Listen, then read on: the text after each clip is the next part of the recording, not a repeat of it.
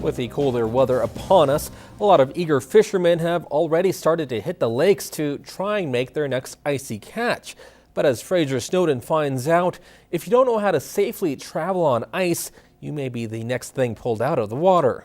You can see a crack all the way along here. Ken Wichipin has been fishing these lakes for close to 40 years and can't count the number of times people or even their trucks have fallen through because they weren't careful.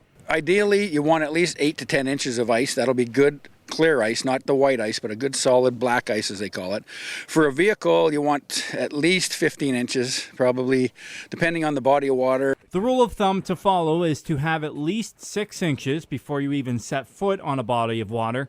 And even though it may be thick, you may also have to watch for this in some areas. Current is a big issue in a lot of lakes. You'll get to a neck down area where there's a narrows or a beaver pond and stuff like that where the water never really sits still. It's always moving. What happens there is the ice just does not get a good crust on it. These particular issues on the ice have caused a few problems already this year.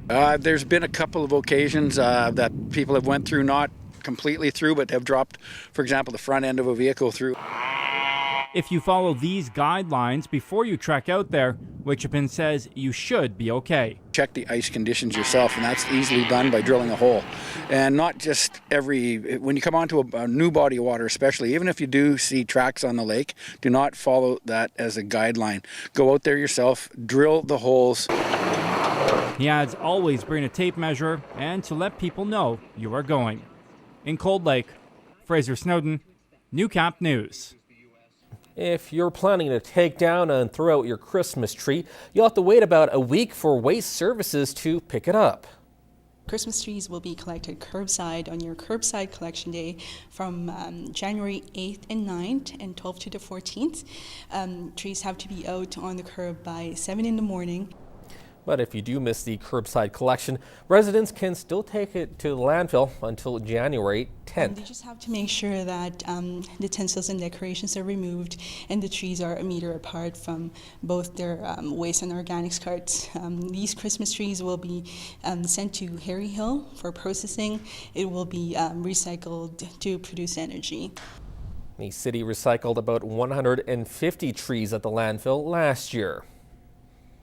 Well, from last year's grain issues to the decision to eliminate the Canadian Wheat Board, Canadian agriculture has been consistently making headlines and at the center of all the issues, sits Gerry Ritz. As a federal agriculture minister, he's had to deal with many legal matters affecting local producers, including opposing the American-made country of origin labeling program. It's not a surprise to me. This is the third time they've been found in violation of WTO rules. They've appealed each time. This is their final and last appeal. So 3 strikes, they're out. This certainly did not surprise me. It concerns me that they're riding this to the bottom. As I've said all along, this is a political solution to a problem that doesn't exist. Now, how has COOL affected producers this year in terms of cost? Well, similar to other years as they've moved forward with this mandatory country of origin labeling, in that it forces segregation of Canadian animals at whatever stage they go to the U.S. on, and creates a price discrimination that our livestock industry is valuing at some $1 billion a year. Now, does this, besides it affecting, of course, Canada and Mexico, does this negatively affect the U.S. as well?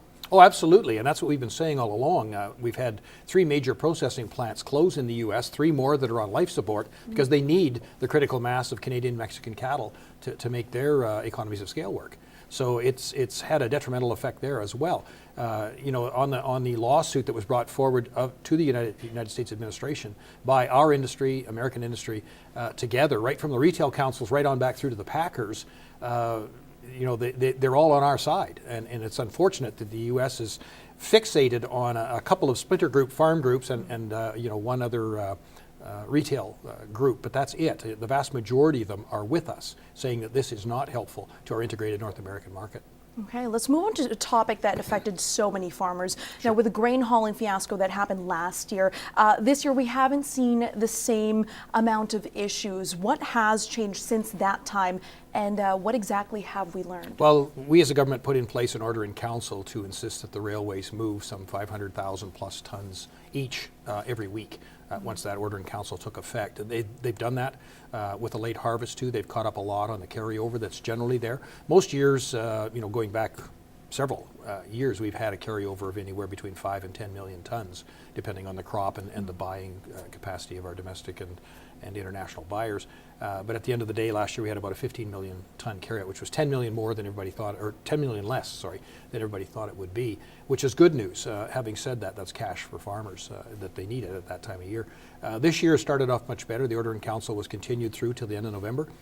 Now we've announced another order in council with lesser numbers through the Christmas season, and we have to slow, the trains move slower and are shorter because of air brake problems. But that order in council stays in effect, looking for minimum weekly volumes. As well, we're asking them for their winter contingency plans and their plans on how they're going to address short-line rail and producer cars. Okay, and that wraps up our interview. Thank you so much for joining us. It's my pleasure. That's all the time we have for now. Thank you so much for joining us. Have a good night. See you in 2015.